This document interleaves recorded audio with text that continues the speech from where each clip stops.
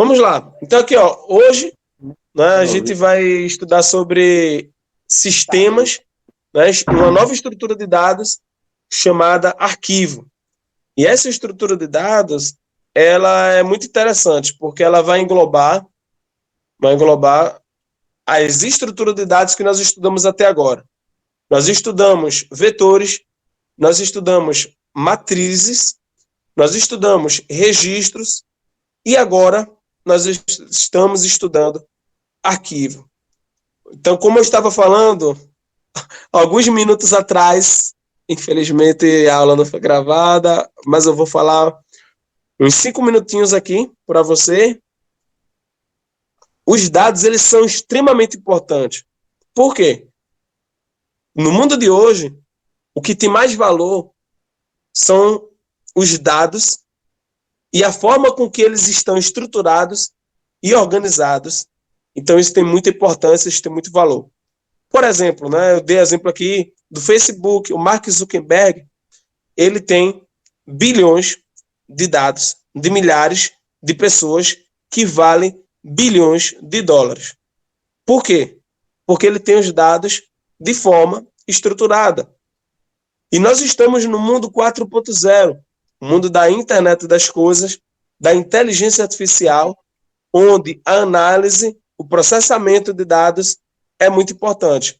E esse processamento de dados, ele deve levar em conta a organização com que esses dados eles são disponibilizados para os usuários. Ou, se brincar, para as pessoas que estão dispostas a comprarem esses dados de forma organizada. E é interessante quando nós lembramos da pirâmide da sabedoria, você tem a base, que são os dados, você tem um nível acima, que é a informação, um nível mais acima, que é o conhecimento, e o último nível, que é a sabedoria, que auxilia na tomada de decisão para reduzir custos, reduzir despesas e aumentar lucros, né? Então, se você não tiver os dados trabalhando nesses dois objetivos, aumentando o lucro, reduzindo despesas, você tem dados que não servem para nada. Ou estão organizados de uma forma que não gerem valor. Então, é muito importante você saber coletar esses dados, lapidar esses dados, assim como você vai numa mina, você precisa saber passar pelo processo de beneficiamento da matéria-prima, seja no alumínio, seja na bauxita, que leva ao alumínio, seja em qualquer matéria-prima, você precisa tratar esses dados. E na computação embarcada, você precisa também saber tratar esses dados. Então, eu dei o exemplo do sensor de temperatura. Você tem um sensor de temperatura que, por exemplo, mede uma variação de corrente ou de tensão elétrica. Isso é o dado bruto.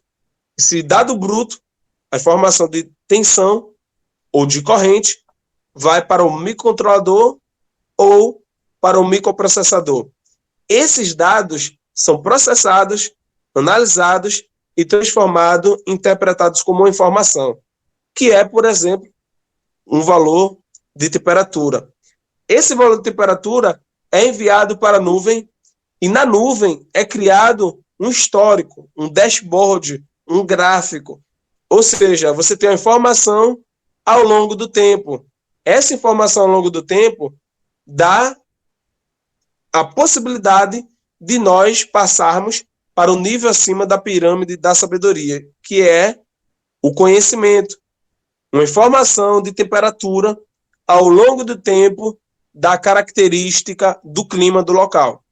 E você conhecendo o clima do local por vários anos, lhe dá sabedoria para você tomar decisões importantes. É assim que é o princípio da IoT, da Internet das Coisas, é criada.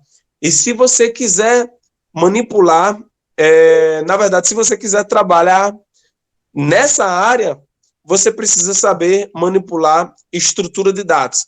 E a estrutura de dados, ela é muito importante porque ela vai disponibilizar, dar possibilidade de você armazenar um dado de forma correta, de forma estruturada, e também ler, recuperar da memória essa informação da forma bem organizada. Então, vamos falar rapidamente dessa estrutura de dados chamada arquivo. Em uma biblioteca, por exemplo, você tem aqui um arquivo, e nesse arquivo você tem várias informações. Neste caso da biblioteca, você tem o registro de vários livros. E dentro desses registros você tem vários campos, tá bom? Então, aqui de forma mais específica, dentro de um registro, você vai ter o código do livro, o título, o autor, os assuntos, a editora, o ano, a edição. Então, esse aqui seria o registro do livro. São campos fixos, não muda. Depois que você define, depois que você declara, os campos são esses. Então, basicamente, isso aqui é um registro. Mas quando você pega e junta vários registros desses, você cria um arquivo, um catálogo, vários arquivos, né, dentro daquela estrutura. Então, basicamente, essa é a ideia. Então, quando nós vamos aqui, ó, para a definição de um arquivo é um conjunto de registros, é uma outra estrutura de dados, no qual cada registro não ocupa uma posição definida. A quantidade de registro dentro do arquivo pode mudar, ou seja, é variável, assim como a quantidade de livros dentro da biblioteca pode mudar. Então, dentro do registro, você tem campos fixos. Você tem o nome da pessoa, por exemplo, a sua identidade. São campos fixos, nome, RG, data de nascimento. São campos que não mudam. Se você pegar a identidade de outra pessoa, os campos são os mesmos, sendo que os registros podem mudar. Eu posso ter aqui, na minha casa, um registro, a minha identidade, a identidade da minha esposa. Na sua casa aí, você vai ter a sua identidade, a identidade da sua família. Então, os registros, eles podem mudar, beleza? Dependendo do arquivo que você esteja pegando. Porque eles são manipulados por pessoas, por códigos, por algoritmos diferentes, certo? E você declara dessa forma aqui. E lembrando que se o Márcio, né, até a título aí para ficar gravado, né, se você quiser fazer o seu comentário, aquele que você fez, você pode fazer. Tá? Mas se não, não tem nenhum problema, eu continuo aqui até terminar o vídeo. Então você tem aqui, ó, por exemplo, eu quero declarar um registro. E dentro desse registro aqui, eu vou ter os campos e os tipos de cada campo desse, né? Por exemplo, código, ano, edição é do tipo inteiro. Título, autor, assunto, editora é do tipo caractere. E como é o nome dessa estrutura de dados? Livro. Qual é o tipo dessa estrutura de dados? Registro. Então, se eu quiser declarar uma variável e usar essa estrutura de dados, eu preciso colocar o nome da estrutura de dados e o nome da variável. Sendo que para o arquivo aqui, ó, também funciona de uma forma similar. Tipo arquilivro, ou seja, é o nome das minhas estruturas de dados. Aí eu coloco aqui arquivo composto de livro, ou seja, dentro desse arquivo, dentro dessa estrutura de dados, vão ter vários registros desse tipo aqui, ó, do tipo livro. Então eu declarei aqui embaixo uma estrutura de dados, uma variável, né, chamada biblos. Qual é a estrutura de dados dessa variável? É um arquivo. E dentro desse arquivo tem vários registros. De que tipo são esses registros? Do tipo livro. Beleza? Então você vai pegando da maior estrutura e você vem reduzindo para a menor estrutura sempre. Beleza? Então essa é a aula de hoje. Se o Rodrigo, se o Márcio, né, quiser dar algum comentário sobre a aula, sobre o assunto. Não, professor, tá tranquilo aí. Pronto. Também, professor. Professor, eu só discordo aí da questão que o senhor falou aí, de dizer que o arquivo, o registro, ele pode ficar em qualquer posição dentro do arquivo. Eu não vou questionar a questão da informática, né, que ele pode realmente ocupar várias posições, mas num arquivo feito aquele físico, né, do armário de aço, Normalmente as pessoas colocam em ordem alfabética, que é para não bagunçar os negócios, porque senão vai ficar difícil para procurar. Aí normalmente em ordem alfabética, né, o título, letra B, vai por aí afora, porque fica até mais fácil de se procurar o registro, né, o que está arquivado ali dentro. Então, mas isso é uma forma que vai depender, como eu coloquei aqui, ó, vai depender do código, do algoritmo que está manipulando esse arquivo. Assim como em um arquivo, uma biblioteca, a organização vai depender do funcionário. Então, se você fizer um Mas, código no caso- bem bonitinho, que respeite a ordem alfabética, aí beleza. Entendeu? Ô, professor, Entendi. no caso, no banco de dados, esse registro fica aleatório, ele ocupa um espaço, ou você pode organizar? Como é essa questão? Não sei, essa questão do banco de dados, como é que fica? Vou dar exemplo para você. Declaração de receita. Ou melhor, declaração de receita não, declaração de imposto de renda, que é feito pela Receita. Você declara? Sim. Mas Então. declara os bilhões dele aí. Então, imagine que a Receita Federal, ela tem É um porque ela arquivo, recebe ela tem... vários arquivos ao mesmo tempo, né? E ela vai Não, olha, englobando dentro do banco de dados, né? ela recebe vários registros. Ela recebe vários registros, que os campos são fixos, né? Quando você baixa o software da Receita, os campos são fixos. Sendo que cada registro desse, que é a declaração de cada pessoa, pode ser mandado na ordem diferente. Então, lá dentro, eu posso ter a primeira declaração de Luiz Gustavo e a segunda declaração de Márcio. Mas eu poderia ter o contrário, porque a ordem... Tá entendendo?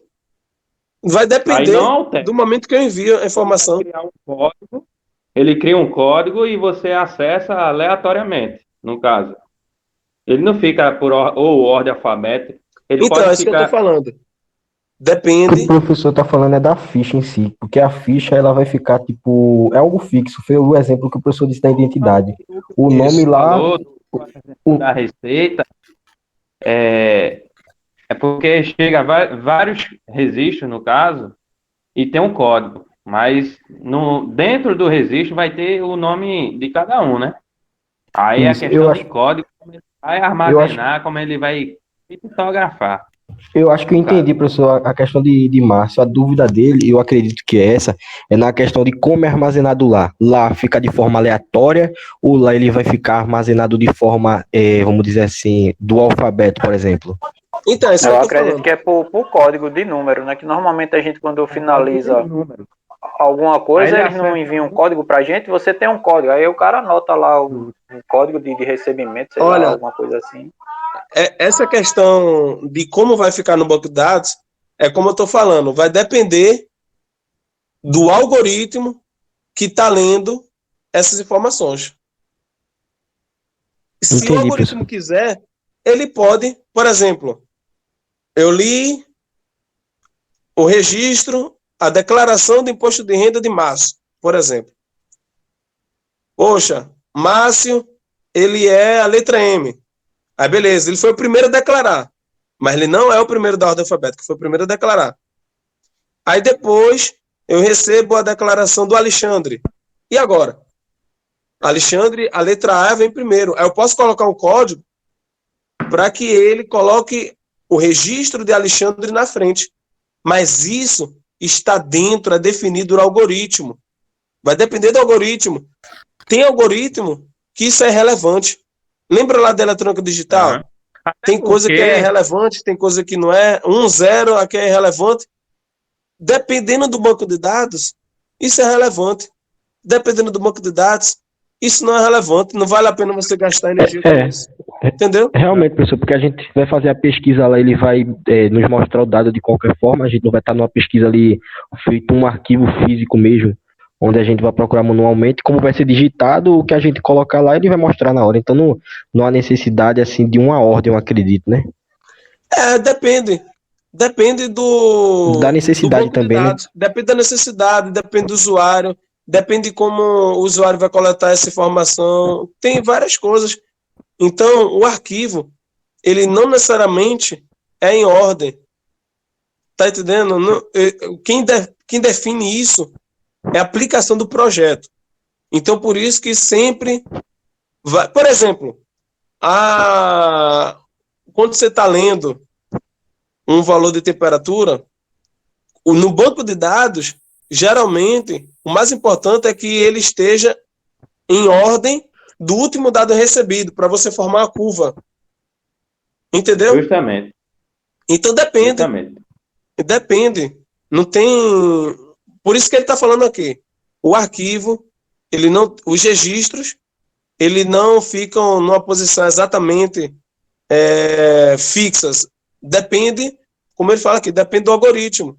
Ó, depende do código, depende do algoritmo, depende Mas do quem programador, define isso depende do projeto. somos nós, não é isso? Não é a pessoa que está lá, que faz o programa, que cria Exatamente, aquele negócio, você. não é ele que define? É você que define. Certo. Exatamente. Porque quando a gente guarda, por exemplo, no notebook em casa, no computador em casa, a pessoa vai guardar um arquivo. Pronto, o cara fez um currículo. Aí ele vai e guarda lá, lá dentro da biblioteca lá do computador dele e vai ficar ali, normalmente em ordem alfabética, né? O computador ele já guarda ali na letra C. Mas se você, por exemplo, tiver a tabela do Campeonato Brasileiro, a ordem é alfabética? Não, a ordem aí vai ser dos pontos. Então, é isso que eu estou falando. Mas existe uma ordem, não deixa de existir uma ordem, não é isso? Não vai ser exatamente sempre a mesma coisa, mas sempre tem uma ordem. Ou pode não ter também. Pode ser que eu só queira jogar os dados lá e, como o Rodrigo falou, a hora que eu quiser pesquisar, ele vai me retornar o dado pesquisado. Depende. Se for um banco de dados de pesquisa só, por exemplo, a hora que eu jogar lá, ele vai pesquisar. Depende. Isso aí não é coisa amarrada. Vai depender do projeto. Certo? O conceito que vocês têm que entender é que nessa parte aqui, a ordem que os registros eles ficam vai depender do projeto. Tá? Beleza, professor. Basicamente, 50% depende do projeto, de como você vai estruturar. Né? A gente fala assim que para você fazer um projeto, você precisa passar pelas funcionalidades, objetivo, funcionalidades. Aí as funcionalidades ela vai nortear a lógica de programação. Aí só depois da lógica de programação você vai definir o código, né? Ainda tem a parte de definição dos componentes, né? Que também influencia no código. Então, é uma sequência que vai depender do projeto. Beleza, professor. Beleza, então é isso. Valeu aí. Ficou até outra interação, né? Gerou até um bate-papo, acho que até mais interação. Beleza, então na próxima aula a gente vai fazer um código, né? Vai ficar uma parte mais prática.